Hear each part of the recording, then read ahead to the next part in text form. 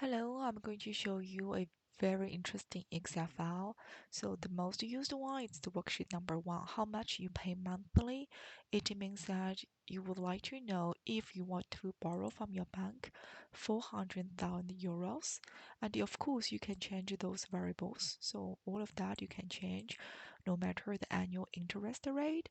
Let's say it's 4% right now and you wish to borrow for 25 years and you would like to borrow from your bank for 400,000, and after that this Excel file is going to calculate automatically the monthly payment. So let's have a quick results.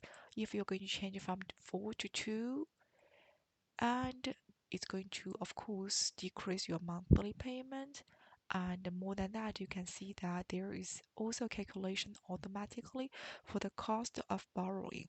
So to evaluate whether your loan is really interesting or not compared to your interest and your number of years, you really have to compare the ratio.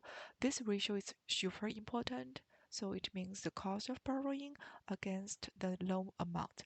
So in this example, it's 27%. But if the loan is increased from 2 to 4, you see it's jumping from there to 58%.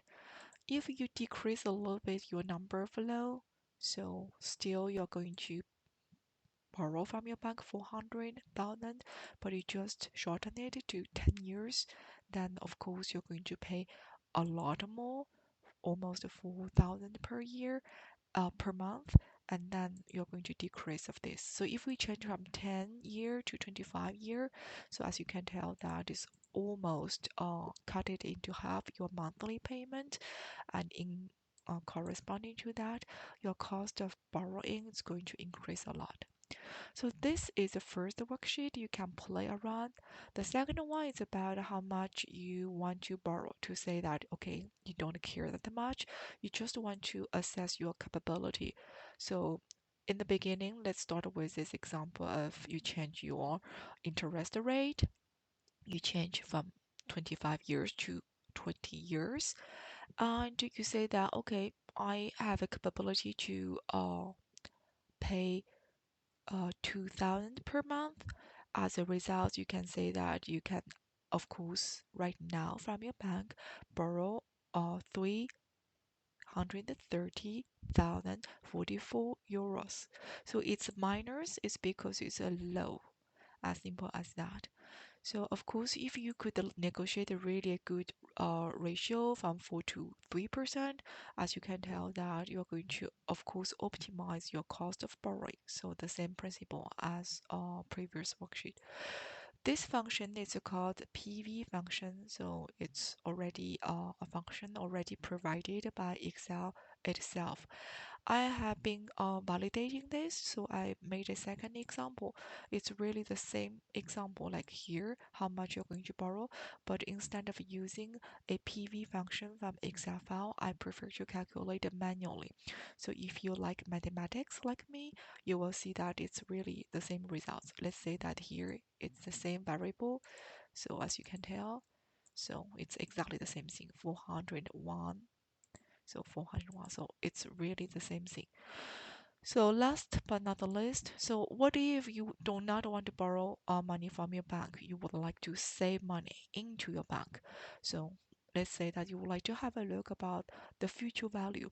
Let's say that your bank is giving you 2%, so it's already very generous. And kind of 25 years, you would like to put your money into bank, and you put 400 euro per month, and as a result, the future of value that in the end of 25 years, you're going to have 155,528 euros. So by doing this comparison, it's kind of interesting thing to say that the same thing. So if you put one 2,700 to purchase, and if you say, okay, I don't want to purchase a house, actually I prefer to save all the money into the bank with a, let's say, interest rate, okay.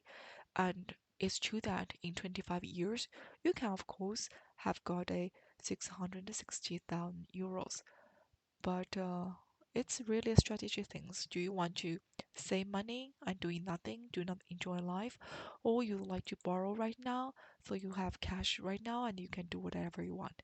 So it's really up to you. So I hope you like this toolkit and play the way you want.